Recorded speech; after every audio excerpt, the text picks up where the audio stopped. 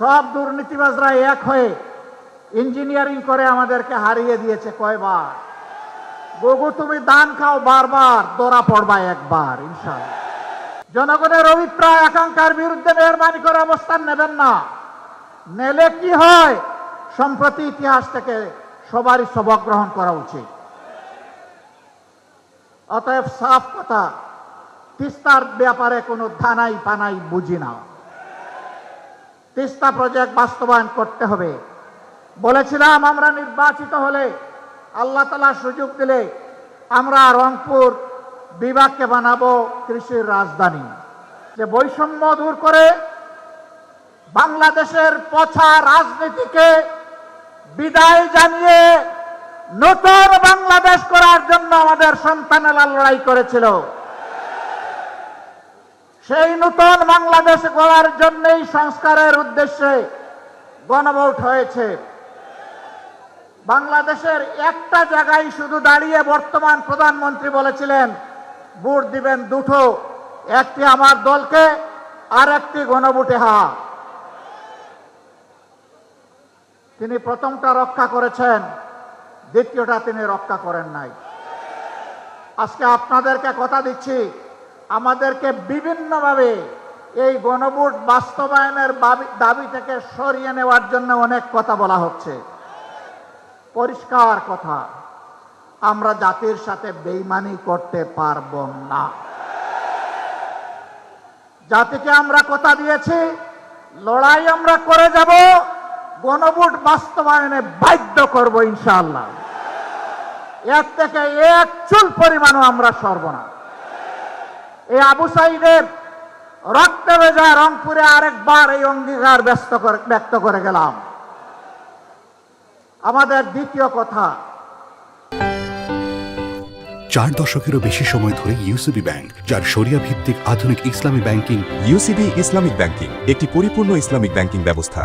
তিস্তা অঞ্চলের মানুষের দুঃখ, আমরা নির্বাচনের আগে বলেছিলাম আমরা নির্বাচিত হয়ে সরকার গঠনের সুযোগ পেলে তিস্তার বালুচরে কুদাল মেরে প্রথমেই বাংলাদেশের উন্নয়নের যাত্রা শুরু করব। দুঃখের বিষয়, তিস্তা নিয়ে বর্তমান সরকারি দল অনেক ভালো ভালো কথা বলছে, আর নির্বাচনের আগে জাগো বাহে তিস্তা বাঁচাও এই আন্দোলন করেছে, কিন্তু তিস্তা নিয়ে এই বাজেটে 10 টাকারও কোনো অ্যালোকেশন নেই। আমরা আর কথার ফুলঝুড়ি শুনতে চাই না, দেখতে চাই না, আমরা বাস্তব পদক্ষেপ দেখতে চাই।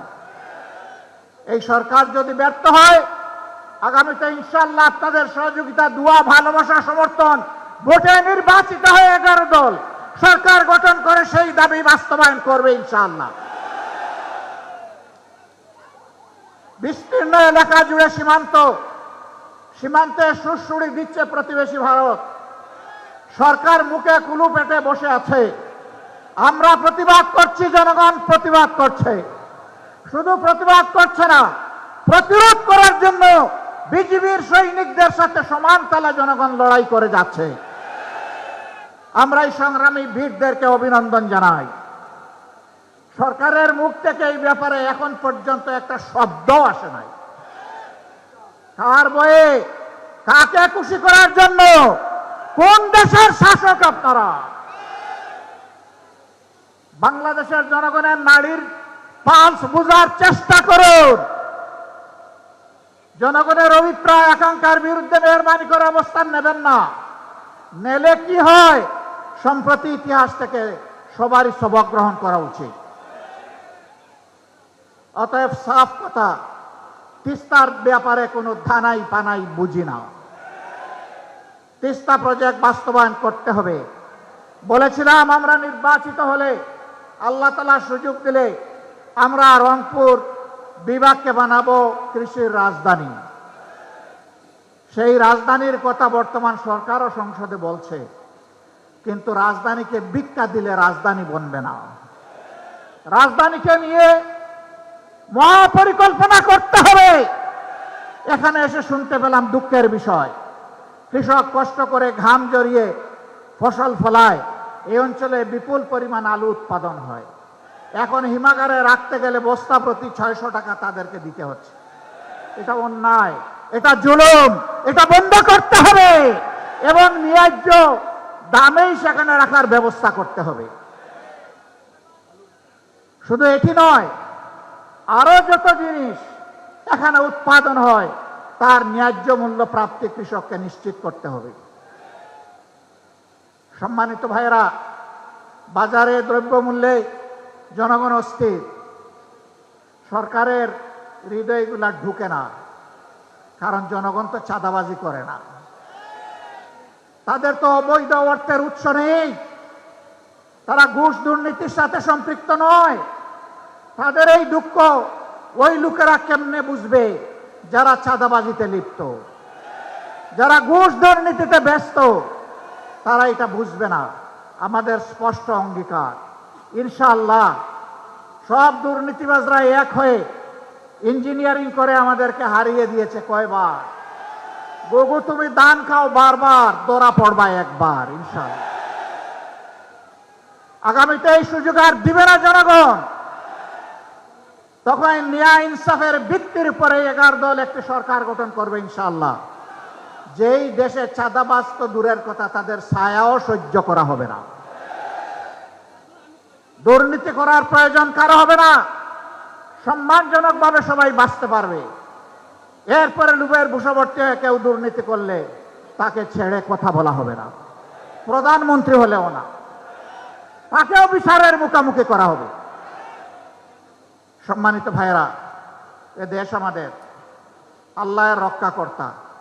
আমরা যতদিন বেঁচে থাকব, দেশের 1 ইঞ্চি জমি তো দূরের কথা, একটা বালুর উপরেও কাউকে কর্তৃত্ব করতে দেব না। যারা হুমকি ধমকি দিচ্ছে তাদেরকে বলি, আপনারা এইভাবে বাংলাদেশকে বিবেচনা করবেন না। ডক্টর কর্নেল অলি আহমদ বীর বিক্রম বলেছেন, আমাদের সৈন্য 2 লাখ 2.5 লাখ নয়, আমাদের 1 কোটির বেশি। আমি বলবো, এই দেশে জন্ম নেওয়া প্রত্যেকটা নারী পুরুষই আমাদের সৈনিক। জুলাইতে এটার প্রমাণ রেখেছে সবাই, মায়েরা রেখেছে, বোনেরা রেখেছে, মেয়েরা রেখেছে, ভাইয়েরা রেখেছে, সন্তানেরা রেখেছে এবং বয়স্ক পুরুষেরা রেখেছে, কুলের শিশুও রেখেছে। এই যে জাবির ইব্রাহিম মারা গিয়েছে, তার অভিপ্রায়টা লক্ষ্য করবেন, সে কি বলেছিল। আরেকটা ছেলে বারবার তাকে সরিয়ে দেওয়া হচ্ছে, এই তুমি সরে যাও, তুমি ছোট মানুষ। কয় সাবধান, আমাকে সরানোর চেষ্টা করবেন না, আমি এসেছি এখানে আন্দোলন করতে, প্রতিরোধ গড়ে তুলতে।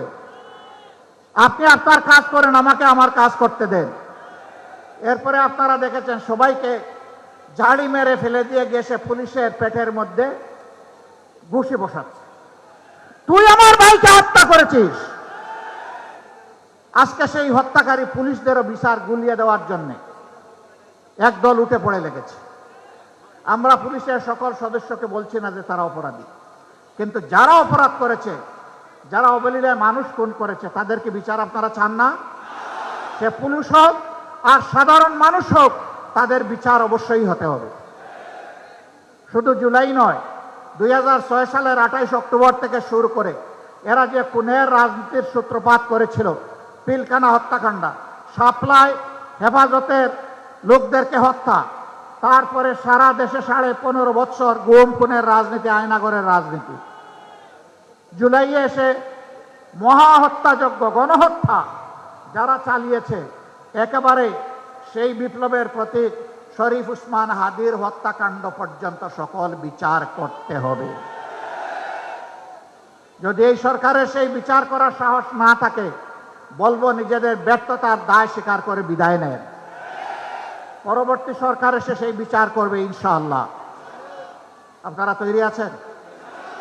শুধু এই মাঠে তৈরি থাকবেন না 24 ঘন্টা, 2 দিন 1 দিন নাকি সারা জীবন? ইনশাআল্লাহ লড়ে যাব, আমরা ক্ষান্ত হব না, আমরা জিতবো ইনশাআল্লাহ, আমরা মাথা নত করব না।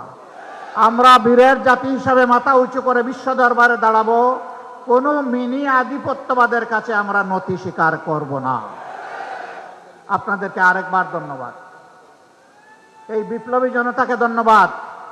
হে আবু সাঈদ এবং আবু সাঈদের বন্ধুরা, তোমাদের আত্মার কাছে আমরা অঙ্গীকার করছি আরেকবার, আমরা বৈষম্যহীন বাংলাদেশ গড়ব ইনশাআল্লাহ। গণভোটের গণরায় বাস্তবায়নের মাধ্যমে ফ্যাসিবাদের কবর দেওয়া হবে ইনশাআল্লাহ। সেই শপথ নিয়ে আজকে এইখান থেকে বিদায় নিলাম। আল্লাহ রাব্বুল আলামিন এই শপথ বাস্তবায়নের তৌফিক আমাদেরকে দান করুন। যুবকরা জেগে উঠো, আমরা তোমাদের সাথে আছি। আজকে ডক্টর কর্নেল অলি আহমদ বিক্রমকে জিজ্ঞেস করেছিলাম, মুক্তিযুদ্ধে দেশকে মুক্ত করার জন্য লড়াই করেছিলেন, আরেকবার প্রয়োজন হয়ে পড়ছে, আপনি কি করবেন? তিনি বলেছেন, আমি সমান তালে লড়াই করব।